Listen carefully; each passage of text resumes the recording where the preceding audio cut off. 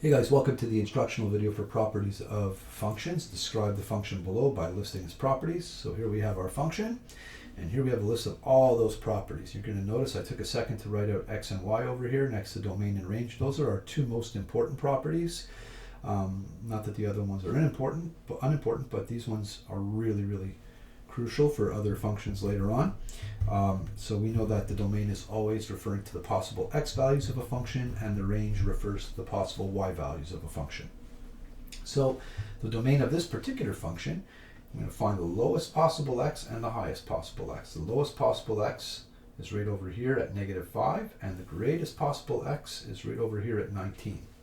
So this function runs from -5 up to 19 for its domain or its possible x's. Now the question is, those endpoints of the function, do they count or do they not count as being part of the function?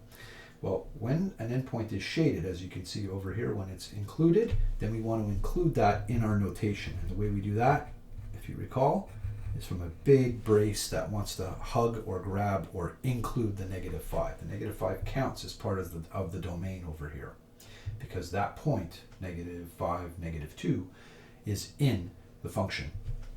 This point over here, however, is actually not in the function. The point 19, 2, right, 19 for the x, 2 for the y, is not in the function because the circle is not shaded. That's what that indicates. So what that means is that the function continues to approach 19. It gets closer to the 19 for the x and closer and closer and closer and closer, but it never quite touches the 19.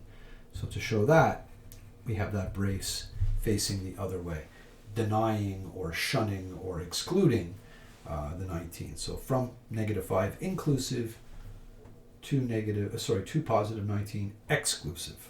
Now there is another way of writing this notation for domains, and I'll just show it to you very quickly. It looks a little different. We'll see it when we do the step function, and it looks something like this. Hang on a second. So we use fancy braces and we write down -5, and we put the x in the center. And then we're going to put a 19 over here, and then we're going to close off with fancy brackets. So you can see here that the x is between the -5 and the 19, but that -5 is less than or equal to the x. -5 is less than or equal to x, or you could read it backwards. X is bigger than -5. You can see that the mouth wants to grab that x. Over here, though, x is smaller than 19, but without the or equal to, because it never touches the 19. This is called inequality notation, and we'll see it again a little bit later. I just wanted to introduce it to you. This interval notation is what we typically use. It's a little easier. The range, so what's the biggest y and what's the lowest y? And we like to start with from lowest to highest always. So how low does the function go? Well, the function goes as low as that point right there. That's the lowest point. And then we come over to the y-axis, and we'll find that that value is -3. And the highest that function goes, if I bring my pencil up along the function, you can see the top of the function is right there, where the y is equal to 6. So comma 6, and both of those values are included in the function. So we have the braces grabbing both numbers, or hugging both numbers. If you can get the range, finding the minimum and the maximum of a function is a joke, because we've kind of already done it. What's the minimum that this function can be? Well, the lowest number that this can be is this number right over here, which is -3, and the maximum that this function can be is the +6.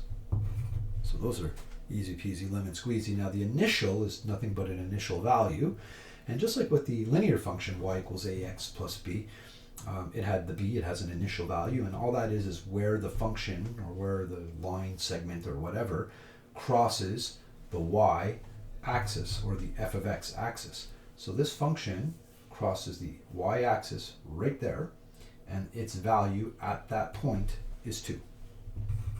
And you just have to count up 1, 2. The zeros of the function are another fancy way of saying x-intercepts. So you may want to jot that down. And with a line, there's 1, sometimes none, but usually 1. Well, with other functions, that function may cross the x-axis more than once, and you can see that this function crosses the x-axis here. It crosses the x-axis over here,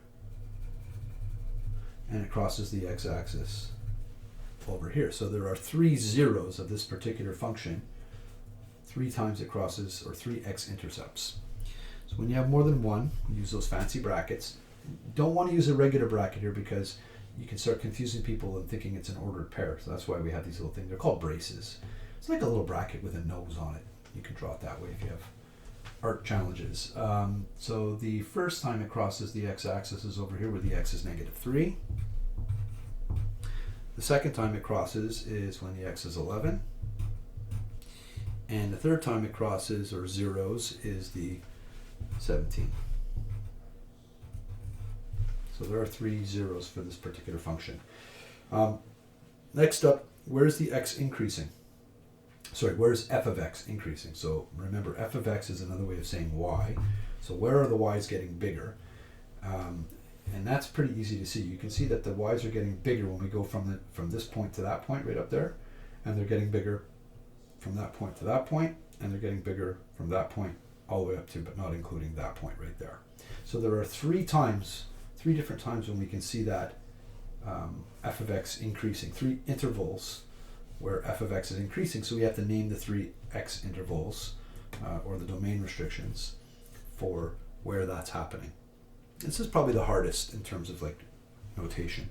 So there's 3 chunks to this one. So I'm going to put those fancy braces in, and the first one is going to go from the -5 up to the number -1, inclusive for both. So when we're doing increasing and decreasing, we're just going to keep those brackets hugging the numbers. So from there to there is the first time that it's increasing. Now the second time it's increasing is when the x is a 1 all the way up to when the x is a 5. So put a bracket, or you could put the word and. Set that up over there from 1 to 5.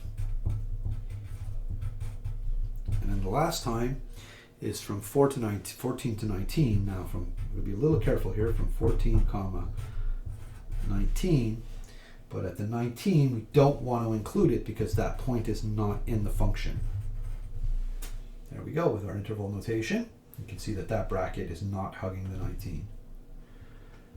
Where's the f of x decreasing? Well, it's decreasing along this band right here. This is where the y is decreasing from when the x hits a 5 all the way to when the x is at 14, which is when it turns around again and starts going up again. So from 5 to 14.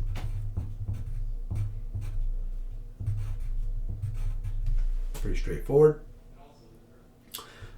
Where's the function constant? Constant means that f of x is not changing. This is another way of saying a horizontal line. We saw this when we did our exceptions in straight lines. It's a section of the function where it's a horizontal or a flat line. So that happens when the x is at -1 all the way to when the x is at +1. The y does not change.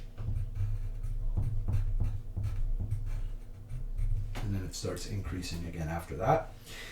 Now, the last bit, where is the function bigger than 0 and where is the function less than 0? Well, the function is bigger than 0 for this whole big chunk over here, this big kind of triangle-y shape. If I were shading that for you, it would look something like this.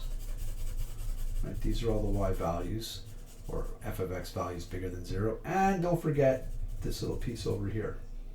So from here to here, the function is above or equal to 0, and from here to there. So 2 big chunks. That's pretty straightforward. F of x is greater than or equal to 0 when we are at -3 all the way up to 11. And then again from 17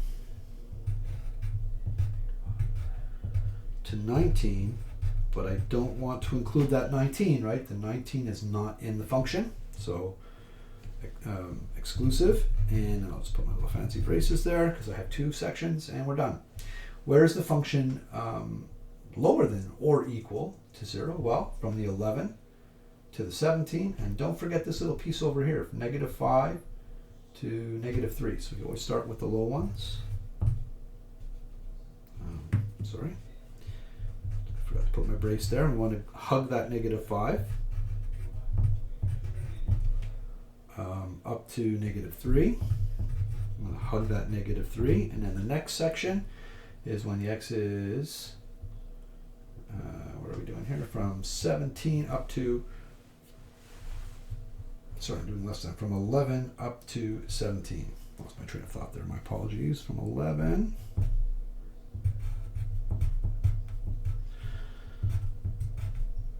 up to and including the 17. So these are the sections here and here where the f of x is less than 0 and the corresponding x's that make that happen. And those make up your properties of functions.